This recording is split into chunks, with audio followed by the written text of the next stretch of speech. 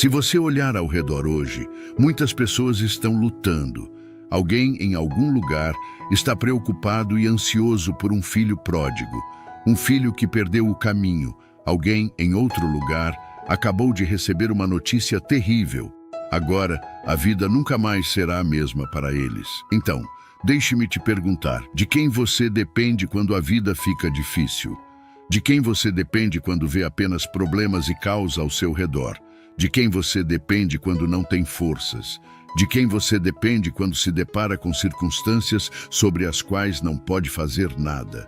Bem, hoje, povo de Deus, eu quero encorajá-lo a depender de Deus, depender de um Deus que nos deu promessas maravilhosas na Bíblia, promessas que devem nos levantar quando a vida tenta nos derrubar.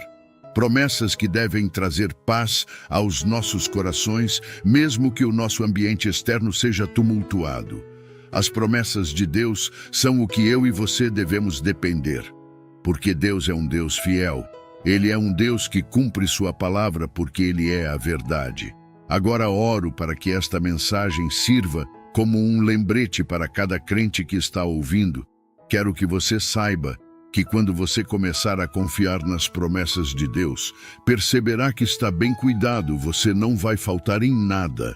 E para aqueles que podem estar se perguntando, quais são essas promessas? Permita-me lembrá-lo do que a Bíblia diz em Isaías capítulo 41, versículo 13. A Bíblia diz: "Pois eu, o Senhor, seu Deus, seguro sua mão direita. Sou eu quem lhe diz, não tenha medo, eu sou quem o ajuda." Esta é uma promessa para aquelas temporadas da vida quando você sente que não consegue uma pausa. É uma promessa de que Deus o ajudará. O Senhor virá em seu socorro, Ele será seu suporte, Ele será sua coluna de força. Quando a Bíblia diz, "Aquietai-vos e sabei que eu sou Deus", está realmente dizendo para você parar tudo o que está fazendo, parar de se preocupar, parar de lutar, parar de resistir e começar a se render a Deus, começar a ouvir a Deus. Há algo sobre o silêncio, e eu acredito que este versículo está nos chamando a estar em silêncio diante do Senhor, porque precisamos direcionar toda a nossa atenção, todo o nosso foco para o Senhor. Veja, quando você passa tempo conhecendo o Senhor, quando você passa tempo na presença de Jesus Cristo, você será verdadeiramente transformado, e eu te encorajo a desejar e ter fome desses tipos de encontros profundos na presença de Deus. Porque é somente nesses encontros íntimos e pessoais que cada um de nós pode ter uma revelação pessoal de quem Deus realmente é. É somente nesses encontros íntimos e pessoais que cada um de nós pode ser capacitado e cheio de coragem. A coragem para enfrentar o mundo e se levantar por Cristo. A coragem para enfrentar o diabo e declarar que Jesus Cristo é o Senhor. Isaías capítulo 40, versículo 29 diz: "Ele dá força ao cansado e aumenta as forças do que não tem vigor." Esta é uma promessa para nós nos apegarmos em tempos de fraqueza. Deus dará força aos cansados. Ele ajudará você a se manter firme quando os tempos ficarem difíceis. Ele o ajudará a seguir em frente quando parecer que você está prestes a ser dominado. Em Êxodo capítulo 14, versículo 14, a Bíblia diz: "O Senhor lutará por vocês, vocês apenas segurarão a paz." Esta é uma promessa para nós, uma promessa de segurança. Deus lutará suas batalhas, Ele lutará nossas batalhas, e nós só precisamos manter a paz. E, portanto, não há necessidade de ir e voltar tentando lutar aqui, ali e em todo lugar. Em vez disso, deixe Deus trabalhar em seu favor, porque temos uma promessa de que a batalha que você enfrenta pertence ao Senhor. A Bíblia, em Filipenses capítulo 4, versículo 19 diz: "E o meu Deus suprirá todas as suas necessidades, de acordo com as suas riquezas em glória por Cristo Jesus." Esta é uma promessa de provisão. Se você tem uma necessidade, Deus pode atender a essa necessidade. Isso não significa que você terá tudo o que deseja, mas em Jesus Cristo você terá tudo o que você pode precisar. Portanto, encorajo você a conhecer as promessas de Deus. Conheça-as e apegue-se às suas promessas. O profeta Isaías recebeu uma revelação que deve inspirar todos nós a reconhecer quem Deus realmente é. Ouça atentamente o que Isaías capítulo 45, versículos 2 a 7 diz: Eu irei adiante de você e endireitarei os lugares tortuosos. Quebrarei em pedaços as portas de bronze e cortarei as barras de ferro. Dar-lhe-ei os tesouros das trevas e as riquezas ocultas dos lugares secretos, para que você saiba que eu, o Senhor, que o chama pelo seu nome, sou o Deus de Israel. Por amor de meu servo Jacó e de Israel, meu eleito, eu o chamei pelo seu nome. Dei-lhe um nome, embora você não me conhecesse. Eu sou o Senhor e não há outro. Não há outro Deus além de mim. Eu o cingi, embora você não me conhecesse, para que saibam do nascer ao pôr do sol que não há outro além de mim. Eu sou o Senhor e não há outro. Eu formo a luz e crio as trevas, faço a paz e crio a calamidade. Eu, o Senhor, faço todas essas coisas. Esta é uma revelação maravilhosa de quem Deus é. Deus está firmemente no controle. Deus é onisciente, Deus é todo-poderoso. Isaías capítulo 45, versículos 22 a 23 diz: Olhai para mim e sede salvos, todos os confins da terra, pois eu sou Deus e não há outro. Jurei por mim mesmo, a palavra saiu da minha boca em retidão, e não voltará atrás, que a mim se dobrará todo o joelho e jurará toda a língua. Nesses momentos em que estamos em silêncio diante de Deus, precisamos perceber o quão poderoso Deus é, o quão poderoso Deus é. A Bíblia nos diz que não há ninguém e nada que possa ser comparado a Deus. Precisamos nos lembrar disso. Nada e ninguém é digno de competir pelo primeiro lugar em seu coração. Deus deve estar em primeiro lugar. Como é o cristão de hoje e como o cristão de hoje deveria ser? Estas são duas perguntas muito diferentes que podem ter duas respostas muito diferentes, dependendo de quem você perguntar.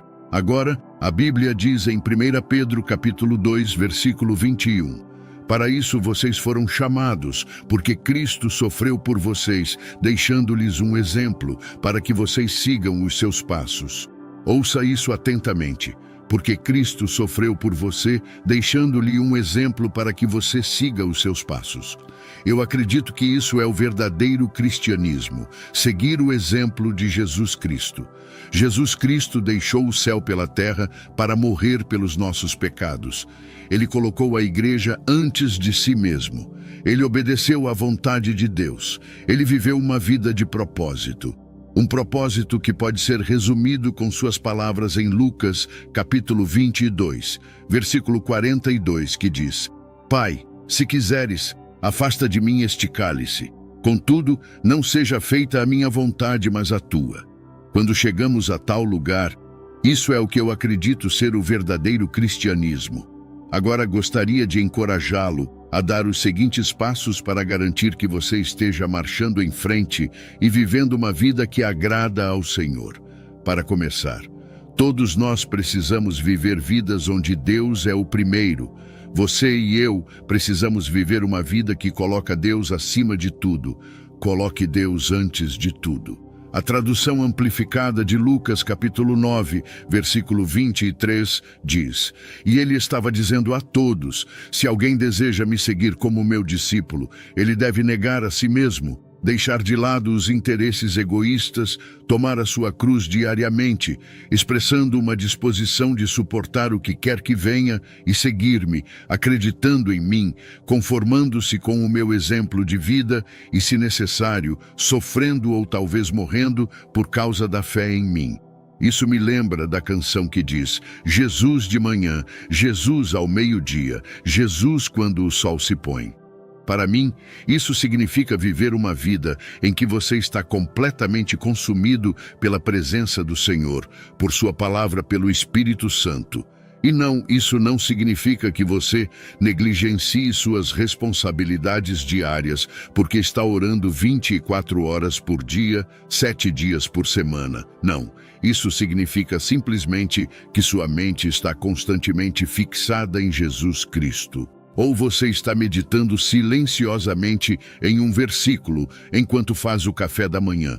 Ou está adorando e louvando enquanto dirige. Seja o que for, tenha a presença de espírito de se perguntar: estou conectado ao Senhor? Estou glorificando o Senhor? Agora, a frase "coloque Deus em primeiro lugar" se tornou muito popular nos dias de hoje. Mas em termos práticos, o que isso significa? Bem, quando Jesus foi perguntado qual era o maior mandamento, ele respondeu em Mateus capítulo 22, versículo 37. Jesus disse a ele: ame o Senhor, seu Deus, de todo o seu coração, de toda a sua alma e de toda a sua mente. Este é o primeiro e grande mandamento. Isso me diz que seu amor por Jesus Cristo supera tudo. É um amor que prioriza o Senhor. Deus em primeiro lugar realmente significa Deus em primeiro lugar. Agora, outro ponto que eu gostaria de destacar sobre um verdadeiro seguidor de Jesus Cristo é que ele teme o Senhor. E temer a Deus não significa que você está apavorado com Ele. Não, temer a Deus é perceber quem Ele é, quão grande Ele é, quão poderoso e todo-poderoso Ele é. E isso leva você a ter um profundo respeito, reverência e admiração pelo poder e autoridade de Deus. Provérbios capítulo 1, versículo 7 diz: o temor do Senhor é o princípio do conhecimento. Os tolos desprezam a sabedoria e a instrução. O temor de Deus é o que motiva o comportamento piedoso. O temor de Deus leva uma pessoa a se arrepender e buscar uma vida santa. O temor de Deus o mantém no caminho reto e estreito. Quando você teme a Deus, você não leva o pecado levianamente, porque sabe que Deus é santo e puro, e Ele não tolera a injustiça e a impureza. Outras características de um verdadeiro seguidor de Jesus Cristo são que ele serve de todo o coração. Tudo o que ele faz é para a glória de Deus. 1 Coríntios capítulo 10, versículo 31 diz: portanto, quer comam, bebam ou façam qualquer outra coisa, façam tudo para a glória de Deus. Eu o encorajo a fazer tudo o que puder no reino de Deus, mas faça para trazer glória a Ele e não para si mesmo.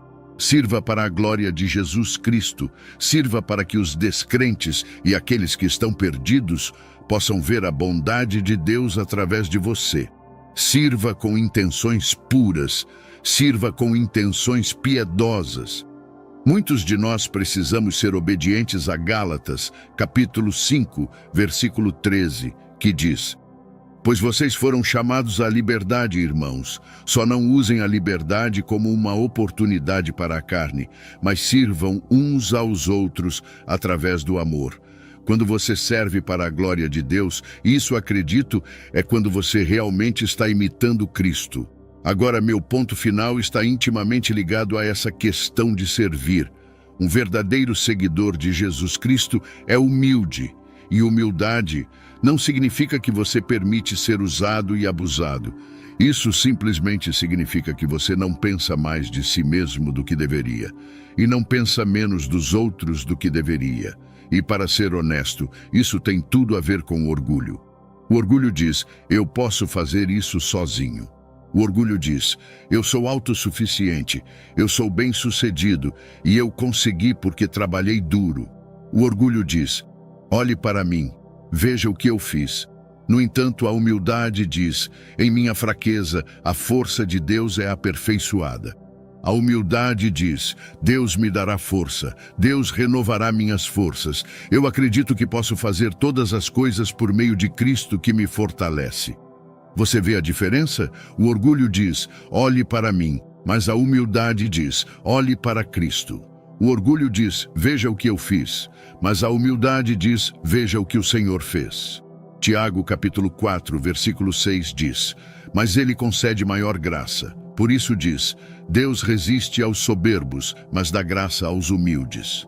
Você encontra favor sendo humilde. Você encontra bênçãos sendo humilde.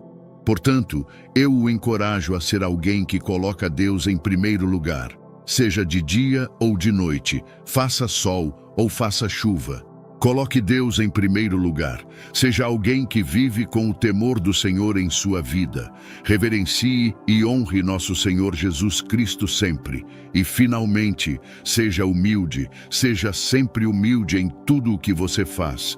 Busque servir aos outros, tudo para a glória de Deus. Povo de Deus, quero lhe perguntar algo. Quando foi a última vez que você reconheceu publicamente Jesus Cristo como seu Senhor e Salvador? Agora, pode ter sido para um colega de trabalho que você vê todos os dias, ou para alguém que você acabou de conhecer e iniciou uma conversa. Mas, no geral, acredito que cada um de nós, durante o curso de nossas vidas, terá pelo menos uma oportunidade de declarar publicamente o que acreditamos e em quem acreditamos. A Bíblia diz em Mateus capítulo 10, versículo 32... Portanto, todo aquele que me confessar diante dos homens, eu também o confessarei diante de meu Pai que está nos céus. Agora, eu não sei sobre vocês, santos, mas aqui está minha confissão.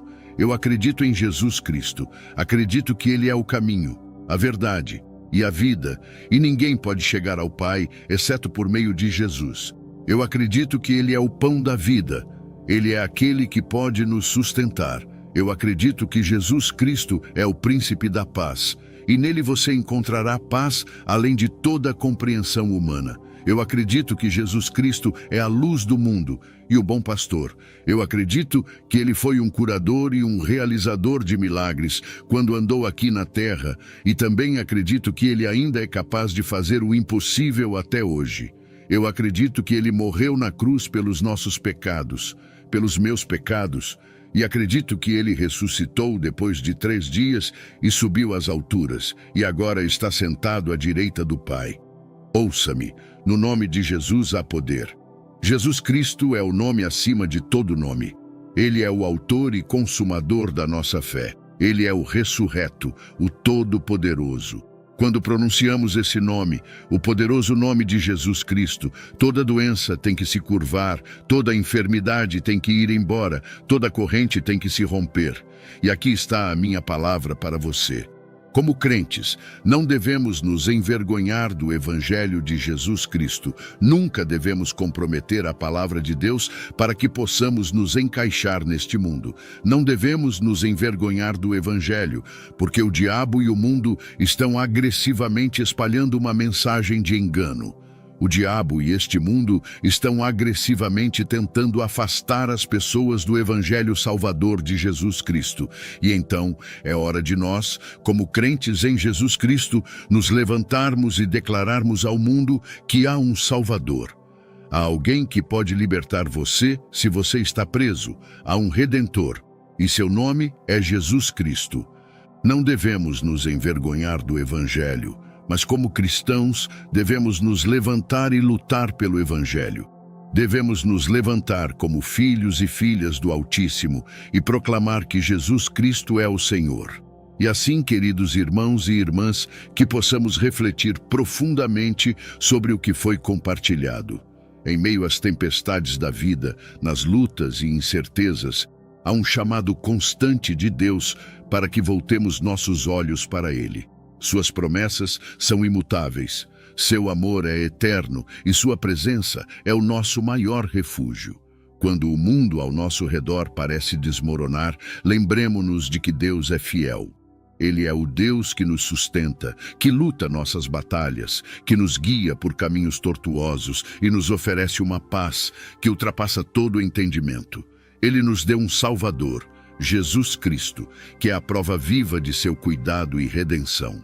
A vida cristã não é sem desafios, mas é repleta de propósito, guiada pelo exemplo do próprio Cristo.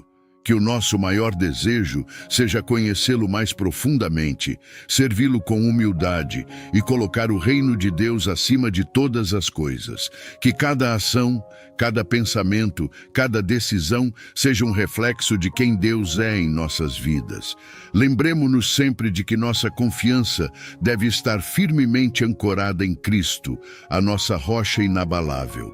Quando vivemos para Ele, amamos a Ele de todo o coração e colocamos Deus em primeiro lugar, nós encontramos nossa verdadeira força, nossa verdadeira paz e o caminho que nos leva a uma vida eterna com Ele. Que você continue firme na fé, ousado no amor e constante na esperança, sabendo que em Cristo tudo é possível. Que a graça e a paz de nosso Senhor Jesus Cristo estejam com você hoje e sempre.